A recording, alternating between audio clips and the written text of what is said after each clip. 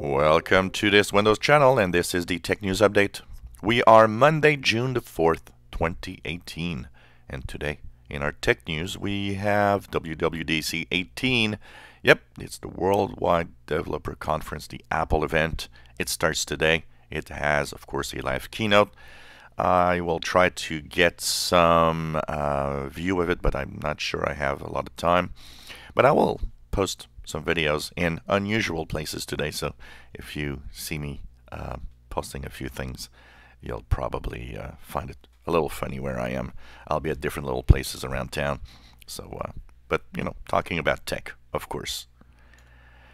Wow, this one is not surprising because there were rumors that GitHub would get purchased by Microsoft. What's surprising is the amount. GitHub is actually valued at about $2 billion, and Microsoft decided to actually give $7.5 billion. So that's something.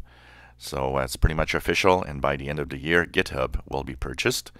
What it promises right now is that there will be no changes to the 28 million users of the developer community, and that they will keep the freedom of using whatever operating system you want. So we'll see about that, but there will be surely some people not really happy with this deal. Well, last month, Spotify said it would ban artists that have racist or, you know, extreme or bad content. Well, a month later, they backed off. And does that mean there's maybe a little more bad content and, you know, extremist content in well-known artists? That's kind of an interesting one. Well, KASPERSKY says that if you plan to go to the World Cup this year in Russia, be careful. 1 out of 5 free Wi-Fi hotspots in major cities in Russia are not secure to use. They're not encrypted, or they might even have malware. So be very careful what you do, where you connect, and what type of data you will share. ZTE might actually come back to the US market, but at a huge cost. If it does come back, there would be a $1.7 billion fine for apparently spying, and a complete change of its executives are required. So that's going to be interesting to see if that will go through or not, and if ZTE will be back in the US. So after a lot of employees and people were mad at Google for actually supplying artificial intelligence help and drone pictures from the Pentagon, well, it seems that Google's cooperation will end in 2019 as the pressure seems to be quite high, and that a lot of people don't want Google to help in anything that has to do with military.